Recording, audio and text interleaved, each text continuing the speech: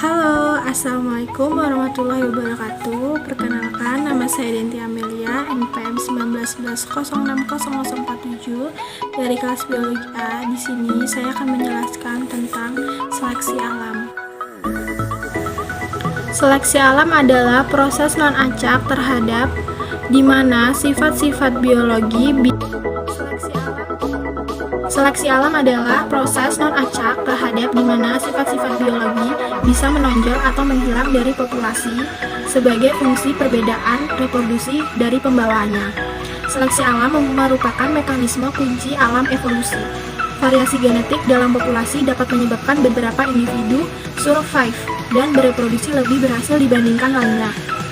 Faktor-faktor yang mempengaruhi sukses reproduksi juga penting dibicarakan oleh Charles Darwin dalam gagasannya mengenai seleksi aksesual.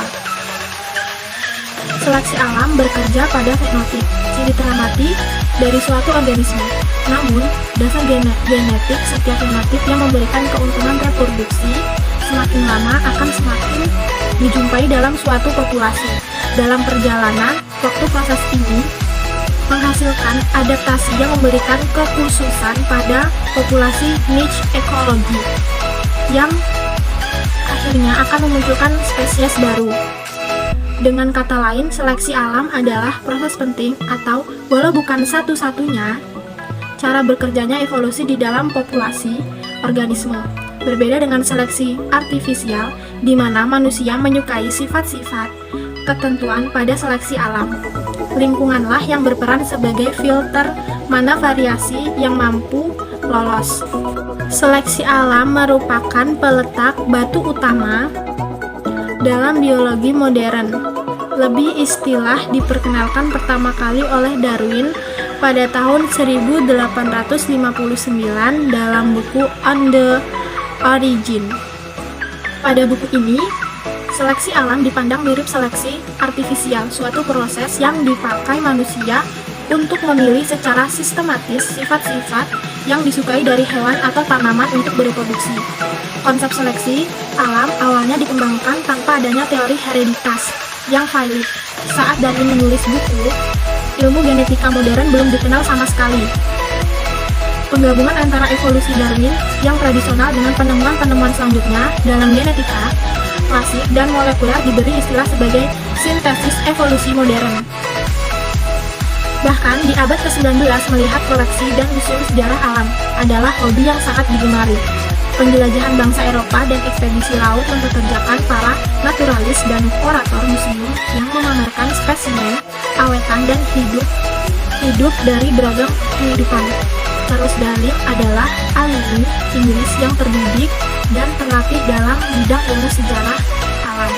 Sebagai sejarah alam, ini mengkoleksi, mengkatalog, mendeskripsi, dan meneliti banyak koleksi spesimen yang disimpan dan dikelola kurator museum. Charles Darwin bertugas sebagai naturalis yang ikut dalam pelayaran HMS Beagle. Dikontrak selama 5 tahun dalam ekspedisi keliling dunia. Selama pelayaran ini, Darwin mengobservasi dan mengoleksi banyak sekali organisme. Ia tertarik akan keanekaragaman bentuk-bentuk kehidupan di sepanjang pantai Amerika Selatan, Kepulauan Galapagos di dekatnya. Charles Darwin memperoleh banyak pengalaman saat ia mengkoleksi dan mempelajari sejarah alam dari bentuk-bentuk kehidupan di tempat-tempat yang jauh.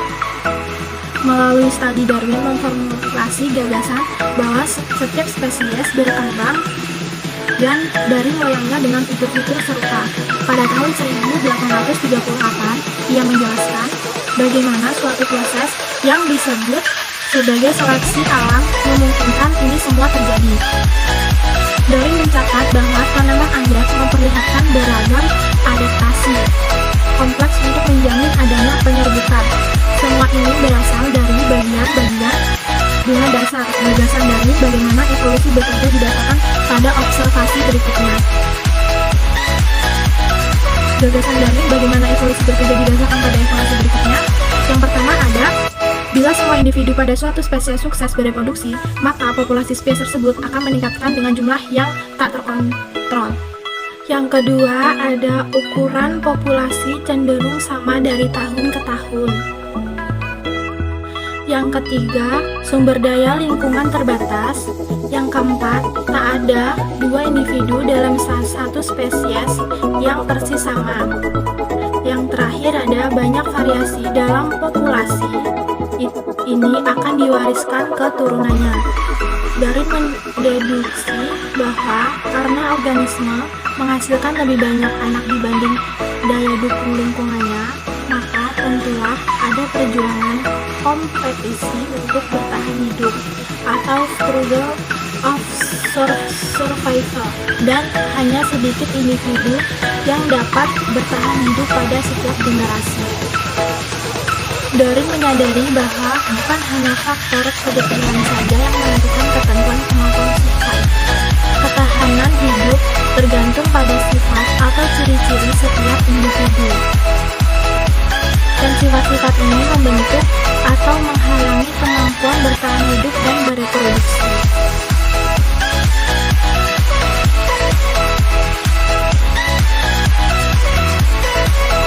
Individu yang beradaptasi baik atau cocok kemungkinan besar akan meninggalkan lebih banyak anak dibandingkan individu pesaing yang kurang beradaptasi. Darwin juga tahu bahwa kemampuan individu untuk survive dan bereproduksi dapat menyebabkan perubahan populasi.